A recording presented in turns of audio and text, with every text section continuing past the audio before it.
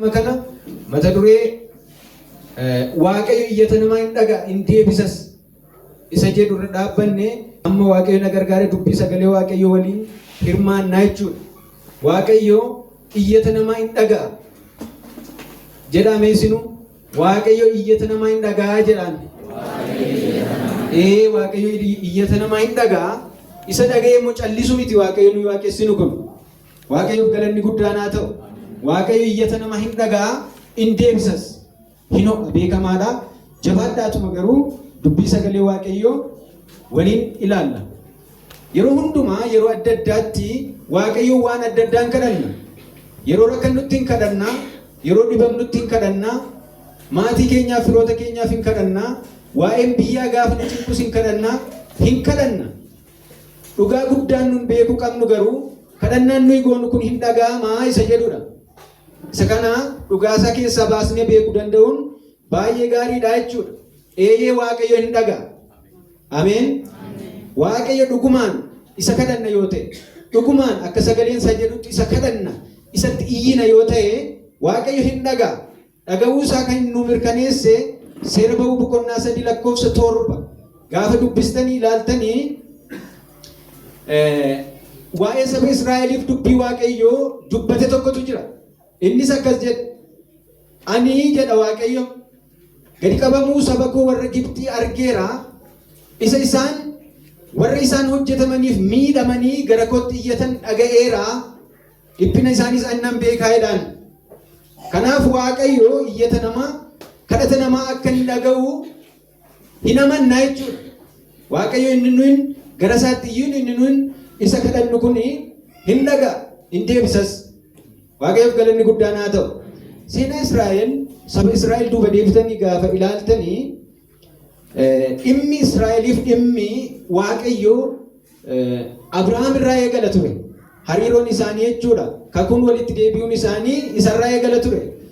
Uumama boqonnaa 12:1-3 kaastanii gaafa ilaaltanii guyyaa tokko guyyoota keessaa waaqayyo Abrahaamin hin waama. Erga waamee eebbisee booda kakuu hin galaaf ture. Innis kan inni jedhu yaa Abrahaam ati biyya kee keessaa lammii kee keessaa qomoo abbaa kee keessaatis ba'iitii gara anitti si agarsiisuu dhaqii jedhaan. Adda ba'ii sin barbaadaa jedha. Achitti garuu sin eebbisaa atumtuu eebba hin taateedhaan. Sin eebbisaaf eebba hin taataan adda addadha. Waaqayyo eebba hin taata achitti erga jedhee kakuu galaaf. Warra si eebbisan anatu eebbisaa. Warra faallaa kee ta'an garuu nan abaara. Warra si tuffatan garuu, warra si salphisan garuu nan abaara jedha. Waaqayyoof galanni guddaan haa ta'u. Itti fufee Yisihaaq ilma Abrahaamittis kakuma kana jabeessee hin dubbata Waaqayyo. Isaan immoo kakuu abbaa kee Abrahaam jabeessee nan dhaaba. Akka urjoota kanaas hin baay'isaa jedhaan. Itti dabartanii ammas Yaaqoob isa maqaan isaa har'a dubbifamu kana isa maqaan isaa Israa'elitti geeddaramee kana bira dhaqxanii gaafa dubbistan kakuma kana haaressee jabeessee dhaaba Waaqayyo. Yaaqoob yogguu inni kakuu kana itti dubbatu yommuu Waaqayyo kakuu kana itti dubbatu geerar jira ture achumatti galaa ta'ii ittiin jedhaan Waaqayyo. Ani achumatti akka biyyoo kana sin eebbisa sin baay'isa. Saba keef saba lafa kanarra jiran hundumaafis sin godhaa jedheeti. Gara dhumaatti dubbiin sagalee waaqayyo uumama boqonnaa 28:13 irra dhaqxanii yoo dubbisanii hin argattu dubbii kana. 15 gara dhumaa irratti akkas jedha. Waan ani sitti dubbadhe siifan raawwadha malee sin gatu jedha. Waaqayyoof galanni guddaan haa ta'u. Waaqayyo saba isaatti hin dubbata. Abrahaamitti hin dubbata. Waa'ee saba Israa'el hin dubbata. Bira darbee Yisihaaq ilma Abrahaamittis hin dubbata. Yaaqoob irrattis akkasuma jedha. Dhuma irratti jabeessee kan inni dubbatu inni hin dubbadhu kun hin hafu. Ani isa kana hin dagadhu. Isa kana siifan raawwadha malee sin gatu jedha. Waaqayyo iyyata namaa dhagee iyyata namaa hin dagatu. Nama sin gatu Waaqayyo. Waaqayyoof galanni guddaan haa ta'u. Waaqayyoon akkasitti amannee jiraannu obboloota koo. Haa ta'u iyyuu malee Waaqayyo dhalootatti gaafa inni kakuu dabarsee kakuu jabeessaa kakuu haaressa adeemu sabni Israa'el garuu lafa tokko hin jiru. Wanti nama gaddisiisu isa kana. Wanti baay'ee namatti dhaga'amu Waaqayyo irra waan goraniif jireenyi saba Israa'elii hariiroo waaqayyo waliin qabu bu'aa bayi waan ta'eef yeroo wayi beelatu biyya sana dha'e naani obboleessa isaanii isa Yoosef jedhamu isa Gibxitti gurgurame sana barbaacha faana dhahanii sababii beelaaf isa duukaa bu'an. Garuu akkas jedha Yoosef gaafa obboloonni isaa fuula isaa dura dhaabbatanii argee ammas lubbuu oolchuudhaaf isin dura asitti kan na erge waaqayyo waan ta'eef isin isa na gurgurtaniif yaadaan hin dhiphatina ofitti isin aariinaa jedha. Maaliif jennaan Yaaqoobitti waaqayyo dubbateera akka inni gara biyya Gibxitti gadi bu'u. Achitti immoo karaa mucaa masaa kan akka isa gargaaru sagalee waaqayyo waan dubbateeruufi sabichi ittiin ooluuf Yaaqoobi waan qabu fudhatee gara Gibxitti gadi bu'e. Haa ta'u malee biyya Gibxii keessatti baay'ee heddummata waan adeemaniif yeroo mootiin Yoosef hin beekne ka'e tokko baay'ee cunqursaaf gabrummaatu saba Israa'el kanarra ga'e jechuudha. Cunqursaaf gabrummaan sabbiin isaan irratti ka'ee fi sababii isaan waaqayyo irraa goraniif Israa'el gatii kaffale garba ta'e jechuudha. Haa ta'u malee garba ta'uu isaarraan kan ka'e gara waaqayyootiin aade, gara waaqayyootiin iyyate. Waaqayyo immoo aaduu isaanii hin dhagaye fedha sagalee waaqayyo. Waaqayyo aaduu nama, iyyachuu nama, kadhachuu namaa hin dhaga'a. Dubbii sagalee waaqayyoo Ba'uu boqonnaa 2:24 irraa kaastanii gaafa dubbistanii waaqayyo yommus aadnaa isaanii dhaga'ee kakuu Abrahaam, Yisihaaqiif, Yaaqoobiif kakate in yaadateedha. Bara wayii sii kakateera laata waaqayyo. Bara wayii kakuu qabnaa laata. Bara ijoollummaa, bara daa'ima taanee, bara barataa taanee, bara wayii tokko kakuu qabnaa laata. Waaqayyo waa sababeeffatee kakuu keenya yaadata. Waaqayyo galanni guddaan haa ta'u. Sagaleen dagatiinaa obboloota koo. Tariin eegdu ta'a, inni eegna ta'a. Mul'achuu dhabuu danda'a. Maaliif hin hafe faayyuu nutti fakkaatamu yeroo tokko tokko. Hin hafu garuu waaqayyo waan dubbadhe kana ani siifan raawwadha malee siin gatu ittiin jedheedhaan Yaaqoobi. Inni Yaaqoobitti akkasitti dubbatu nuuf isin hojjetaa. Dubbiin sagalee waaqayyo humna hojjetuuf keessaa qaba jedhamee caafamee jira. Haleluuyaa. Waaqayyoof galanni guddaan haa ta'u.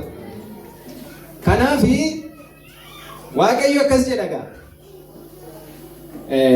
Mootiin Gibxii kuni bulchiinsa isaaf waan sodaateefidha kan inni jara kakuudhaan ergaman kana gadi qabuuf kan inni yaadu. Baay'achuu isaaniirraan kan ka'e booda biyya kana fudhatu jedhee waan yaaduufi itti caalchisaatii hojii kanaan durarraa hojjetaa turan dachaa hedduu godhaatee hojjechiisa. Kana biizii godhuudhaan waa'ee poolitikaa inni irraanfatu akka jechuutti fakkaata. Jennaan akkasuma godhanii waaqayyo garuu gidduutti akkas godhe.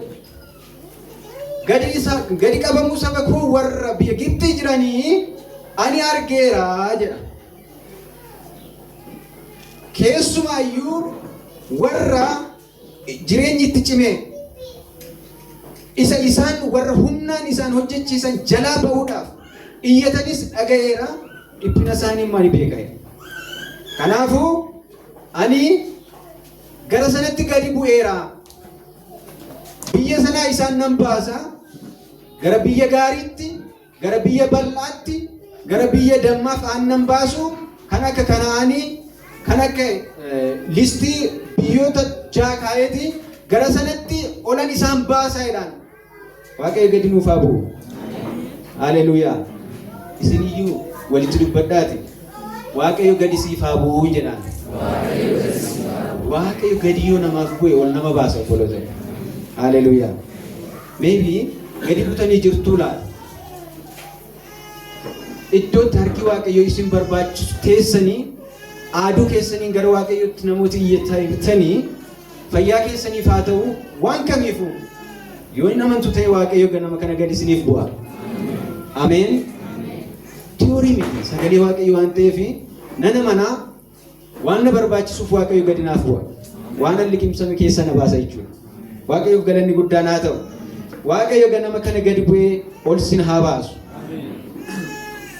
Sana booda ol isaan baasuudhaaf Musee waamee jechuudha gaa waaqayyo. Waamicha Musee duuba deebinee bal'inaan yoo ilaalu baanneeyyuu waamamuu Museedhaan sabi waaqayyoo akka inni waan ta'e hin beekne tokko taasise.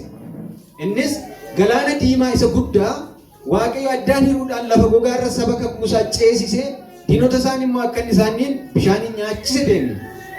Waaqayyo isa kana godha gaafa gadi namaaf bu'u. Waaqayyo galanni guddaan haa ta'u. Waaqayyo gaafa gadi namaaf bu'u waan fakkaatu miti wanti inni namaaf godhu. Waan nuyi eegnu wayii miti waan inni nuuf godhu. Waaqayyo aangoo qabeessa waan ta'eef nu baasuu barbaada taanaan dhowwaan isa qabuu danda'u hin jiru. Humna waaqayyootti amanna. Waaqayyo galanni guddaan haa ta'u.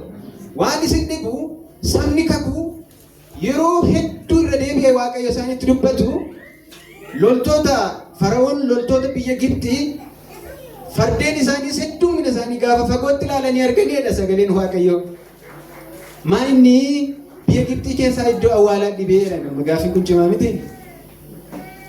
Akkam taanaa mitiin gaafichi. Du'uun keenyi xumuramaadha jechuudha. Nami kakuu qabu hin du'u. Nami kakuu qabu jireenyatti darbee jiraata malee hin du'ama miti.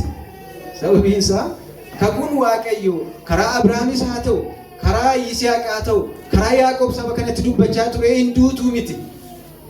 Karaa keessaniyyuu sabi biraayyuu hin eebbifamaa. Isinumaanuu eebban godhaadha. Yeroo tokko tokko hin daganna hin garagalla. Kakuu manuuf kakatame irraa gorra. Waaqayyo isa kana nu haa gargaaru. Waaqayyoof galanni guddaan haa ta'u. Ba'u 14 irraa argachuu hin dandeessu. Har'as waaqayyo waan nu biraa hafuu barbaadu, nu biraa hambisuu barbaadu. Yoo qabaate gadi nuuf bu'ee nu biraa hambisa. Loltoota Gibxii fagootti gaafa arganii Gibxii keessa iddoo awwaalaatu dhibee moo maaliif nu fiddee jedhaniiti Museedhaan gaaffii gaafatu. Gaaffii cimaa. Deebiin Musees immoo cimaa. Waaqayyo galanni guddaan haa ta'u.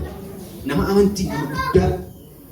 Maal jedhee deebisaafi loltoota warra Gibxii warra har'a ijaan argitan kana deebitanii lammaffaa waan hin argineef isin jabaadhaatii dhaabbadhaa jedha.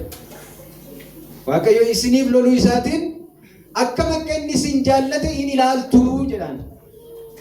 Dubbii cimaadha inni kun. Hirraafamiinaa. Gabii argadhaa. Isin gabii argadhaa jedhaan. Mee dubbii sagalee waaqayyo sana dubbisnu namni argattan ba'uu 14:13 irra isa jiru nu dubbisaa. Museen immoo saba sanaan warra Gibxii warra har'a argitan kana deebitanii akka kanatti lammaffaa waan hin argineef hin sodaatinaa. Jabaadhaa dhaabadhaatii har'a gochaa waaqayyo isin fayyisuudhaaf raawwatu ilaalaa. Ameen. Dinqiidha. Hin amanta taanaan atuu rakkisaa kee deebitee hin argitu. Guyyaan garaagarummaa itti godhu waaqayyoof guyyaa hedduu miti. Haleluuyaa. Waa sababeeffatee rakkisaa keessi biraa hambisa waaqayyo. Waaqayyo hin amanna. Akkasuma akka jedhee erga Museen du'ee booda waaqayyo karaa Iyyaasuu lafa kakuu isaanii ittiin ga'e. Iyyaasuu boqonnaa 21:43 irraa kaastanii gaafa ilaaltan akkas jedha.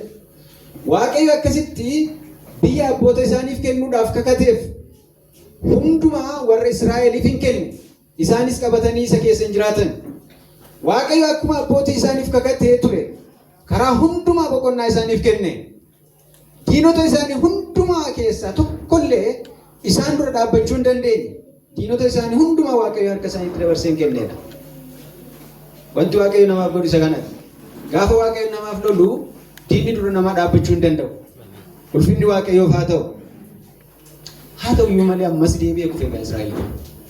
Rakkoon Israa'el qabu garaan inni ittiin waaqayyo sodaatuu fi garaan inni ittiin namoota mootota sodaatu walitti dhiyoodha. Adda ba'aa miti. Isinitti agarsiisa akka inni itti dhiyoo ta'u. Waaqayyo asumatti anatu si baasa biyya Gibxii keessa gabrummaa kanatti deebitee hin deebituutti hin jedhaan. Sabi kun osoo iji isaanii argu waaqayyo waan hin taane galaana diimaa hiree lafa gogaa irra isaan ceesisee loltoota Gibxii immoo bishaan nyaachiseera arganiiru beeku. Kanuma keessaa garuu hin sodaatu. Nama sodaatu. Mootota sodaatu. Waaqayyoon sodaachuurraa qoodasaa namas hin sodaatu. Itti dhiyoodha jechuudha walirraa fagoo miti. Israa'el maal godhe? ammas deebi'ee waaqayyoon hin dhiise. Waaqayyo irraa hin garagale. Ba'aaliif Asheeraa waaqessuutti deebi'e immoo. Waaqoliin Ba'aaliif Asheeraa jedhaman kuni achi as dhufisaanii abbaa Izaabeltu fide achi dhufa isaanii. Izaabel jechuun haadha mana Ahaabi mootii hamaa jal'aa achi yeroo geenyu sirriitti ni ilaalla. Jarri Israa'el jedhaman kunis gaafa lafa kakuu isaanii ga'anii gara lafa kakuu isaaniitti gaafa waaqayyo isaan gaggeessu waaqayyo waan ittiin jedhe qaba ture.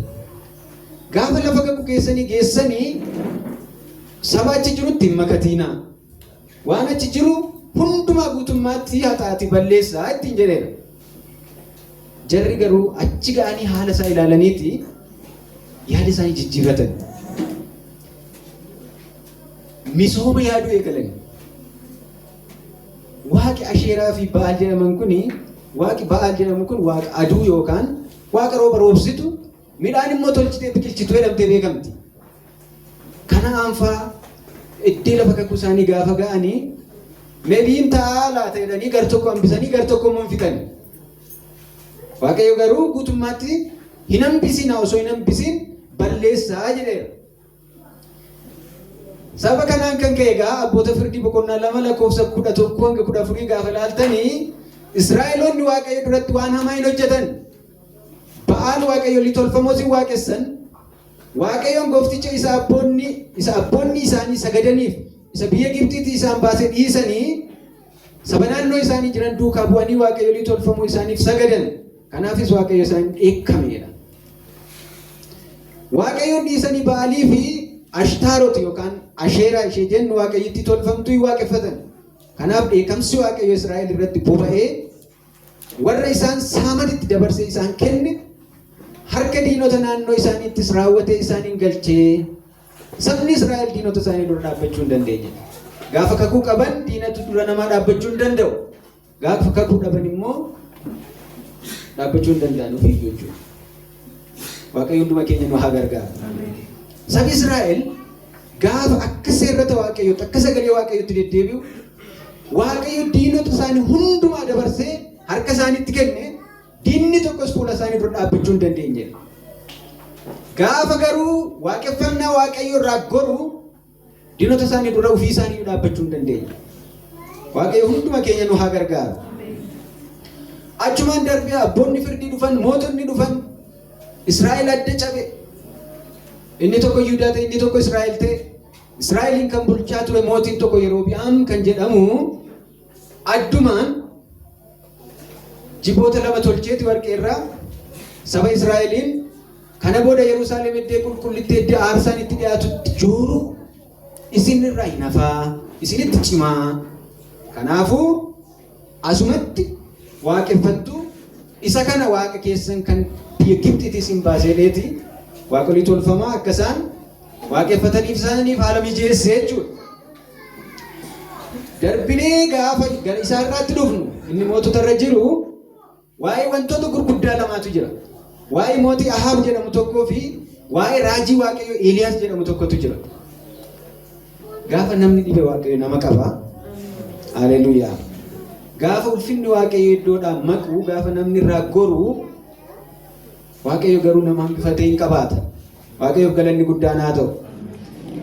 Akkas jedha sagaleen waaqayyo mootota duraa boqonnaa 16 lakkoofsa 30 irratti Ahaab ilmi Umrii mootota warra isa dura turan hundumaa caalaa waaqayyo duratti wanta hamaa hin hojjetedha.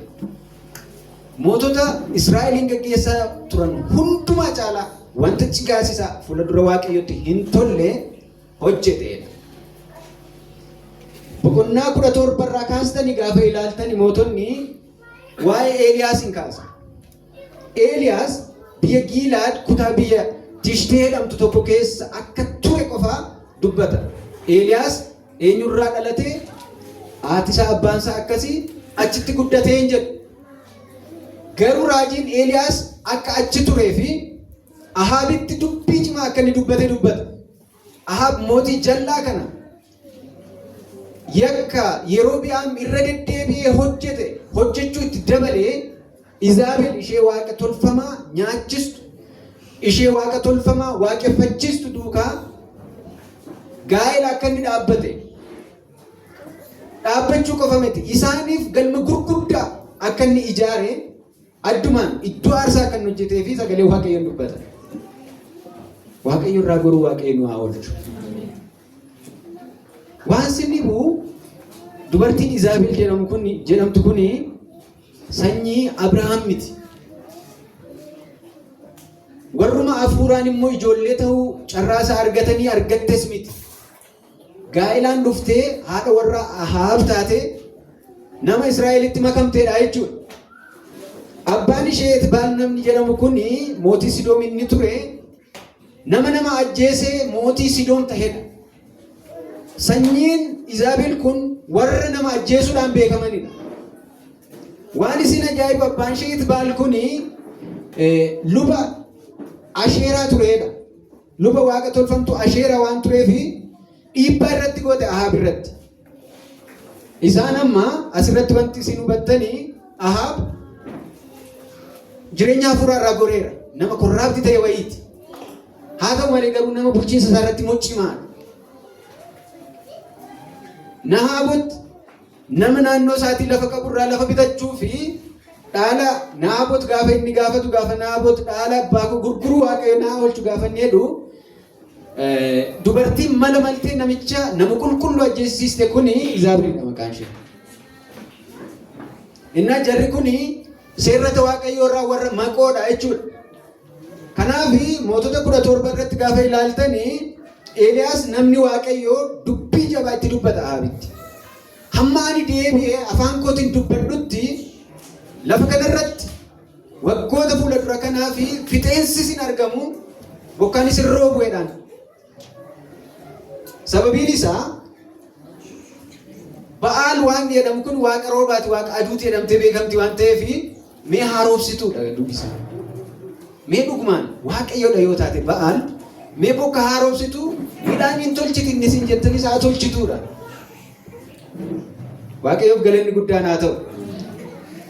Isaa booda Waaqayyo sagalee isaatiin Eeliyaasitti dubbate achi akka inni deemu gara laga Keeritti dhaqee achitti bishaan sana dhugaa akka inni jiraatu waan nyaatuuf immoo quuruu akka inni abboomuu fi itti dubbate Eeliyaasis akkasuma godhe. Nama kakuun irra jiru bonni hin rukutu obboloota. Hongeen hin rukutu. Waaqayyo ulfina isaa mul'isuudhaaf mootii jal'aa kana barsiisuudhaaf saba isaa immoo gara isaatti deebisuudhaaf kan inni saba irratti hongee labsee jechuudha. Mootii jal'aan biyyatti hongee fida. Mootii jal'aan biyyatti hongee fida. Namni gara waaqayyoo qabu, namni yaada waaqayyoo qabu garuu gara jireenyaatti nama fida. Eeliyaas namni gara waaqayyootti akka dhufu, namni kakuu isaatti akka deebi'uudha dheebuusaa. Ahaab garuu akkasumatti yaada isaanii yaada biraati jechuudha. Waaqayyoof galanni guddaan haa ta'u. Achii booda bonni waan dheerateef lagi sunis hin gogee sagalee waaqayyo gara Eeliyaas dhaqee gara dubartitti Saraapitaa akka inni dhaqu yogguu inni itti himeen dhageenya jechuudha. Dubartiin tokko jirti, dubartiin haadha hiyyeessaa tokko isheen si nyaachisti achi dhaqi jennaani ka'ee Eeliyaas gara Saraapitaatti gaafa inni dhaqu seensuma keellaa irratti dubartittii qoraan bu'attu tokko hin argeedhaan. Achittis dinqii waaqayyoo godhe tokko argina. Dubartittiidhaan waamee mee bishaan ullee tokko naaf kenni jennaani dubartittiin toleetteedhuma kaanaani afshaala wayiti Eeliyaas kunis waaqayyo ogummaa namaaf kenna. Waaqayyo galanni guddaan haa ta'u. Mee gaafa galtuu buddeena cabduu tokkos qabadhuutii waliin koottuu itti dubbata. Jennaan isa kana irratti garuu deebi'ee ibsite isheen. Maaliif mana ishee keessa rakkina jira waan ta'eef. Ani jetteen mana keenya kana hin qabu. Daakuu xiqqoodha. Daakuu konyee tokko. Dhadhaa ejersaa hanga xiqqoo. Wantumti ani as jiruuf jette qoraan kana bu'adhee galee waan qabnu kana bixxillannee mucaa kiyya wajjin nyaannee kan nu hafu garuu itti aanee du'a eeggachuudha jetteen.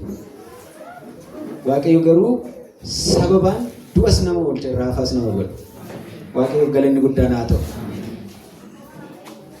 akka jedhe inni akkasumatti jedhe waaqayyotu itti dubbateera waan ta'eef waaqayyo itti dubbatee hanga bokkaan sunu deebi'ee roobutti daakuun sun isin dhumu kan biraa dhadhaan sun isin dhumu jedhe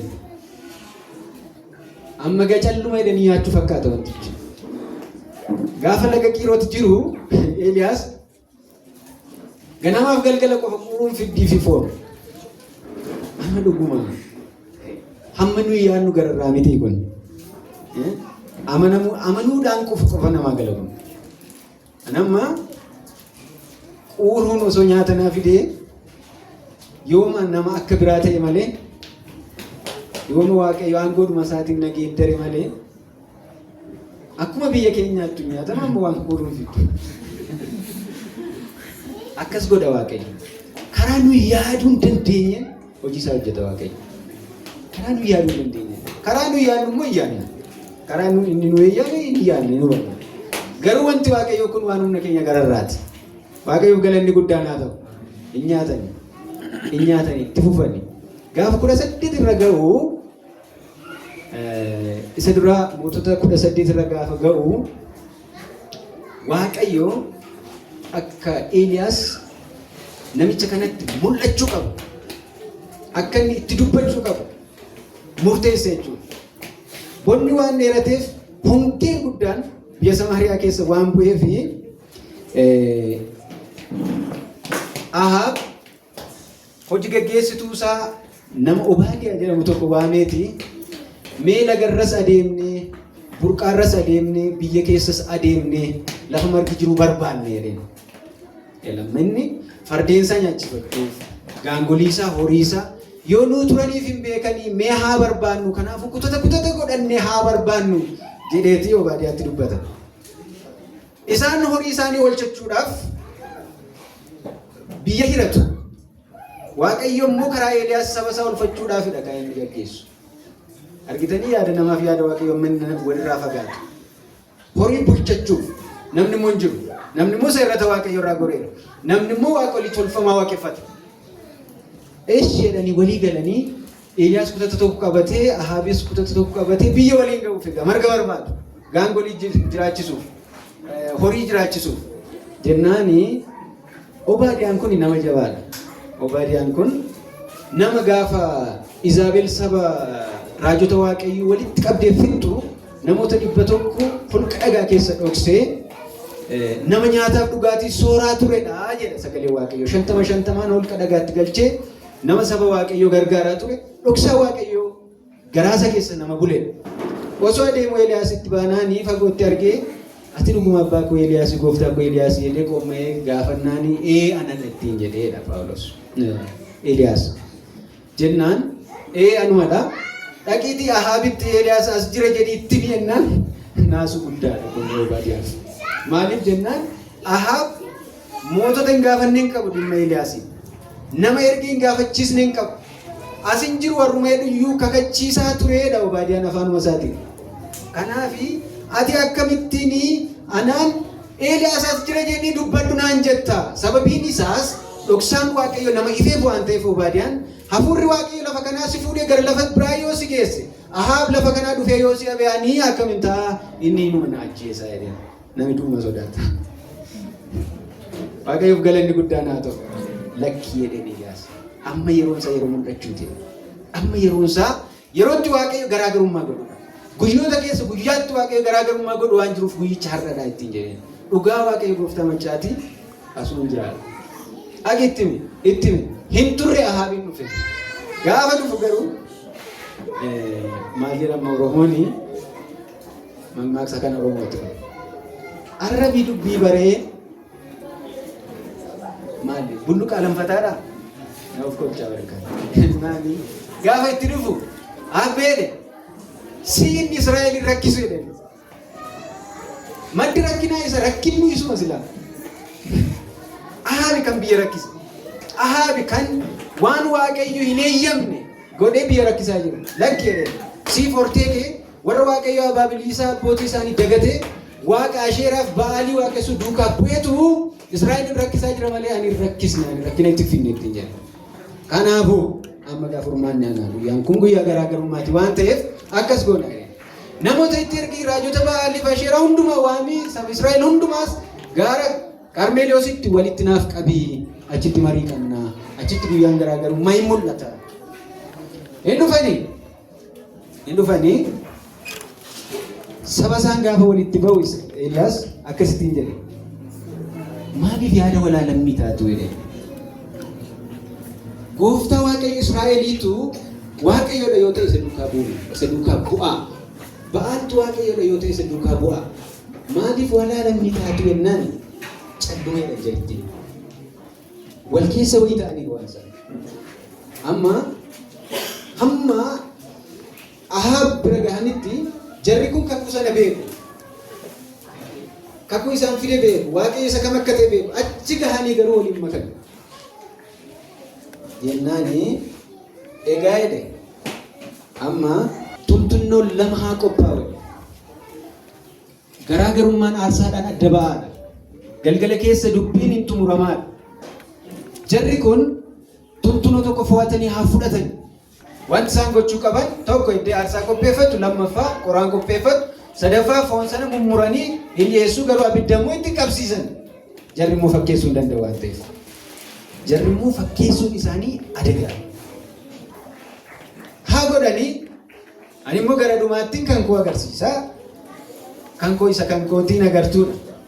Innaan inni kun dubbii bayeessa jedhe sana. Sana booda akkuma jedhan godhan. Tuntunoos fidanii qoraan aarsaa iddoo aarsaatti boba'us fidanii irra naqanii mummuranii waan sin ajaa'ibu dubbii sagalee Waaqayyoo dhaqxanii yeroo dubbistan jarri kun ittuma naanna'anii sirbanidha malee namni quba isaan qabu namni isaan dhagayees hin jiru jedhan. Waaqayyoof galanni guddaan haa ta'u. Raajota 450 kan Ba'aal kan Asheeraa 400 isaan kun inuma weeddisan inuma sirbani maleedha itti naanna'anii sirbanidha jechuumatu yoo narime ittuma naanna'anii sirban maleedha dubbii sagalee Waaqayyoo sana yoo dubbisne gaariidha. Wangeelaa 18:26 irra isa jiru mee dubbisaa. Isaan tuntunnoo isaaniif kenname sanaa qalanii qopheessanii yaa Ba'aal deebii nuuf kenni jedhanii ganama hamma waareetti Ba'aaliin maqaa dha'anii hin kadhatan. Isaan ofumaa iddoo aarsaa isa ijaaran sanatti maaltu seerrata Waaqayyoo irraa nu maqsee maaltu isaaf buluu nu dhorkame? Aangoodhaa laata? Horiidhaa? Moo teekinooloojiidhuma kana? Fira jabaa wayii qabaachuudhaa? Waaqolii tolfamaa lakkoofsa hin qabnetu jira miti amma bara keenya keessa. Waaqayyo isa kana nu barsiisuu barbaade, isa kanarraa nu oolchuu barbaade. Isaan kun akka namni Waaqayyoof hin jilbeeffanne godhu. Amantii namaa hin hiru. Biyyuma keenya keessatti osoo ilaaltanii akaakayyuun keenya inni teekinooloojiin beeknee fi nuti walqixa Waaqayyoon hin amannu. Isaanti yoo nuu kadhate irra amannayyuu. Hiramaadha yaadi keenya. Waaqayyo isa kanarraa nu haa oolchu. Waaqayyo isin haa oolchu. Waaqayyo hunduma keenya nu haa oolchu. Isa kana barbaadama.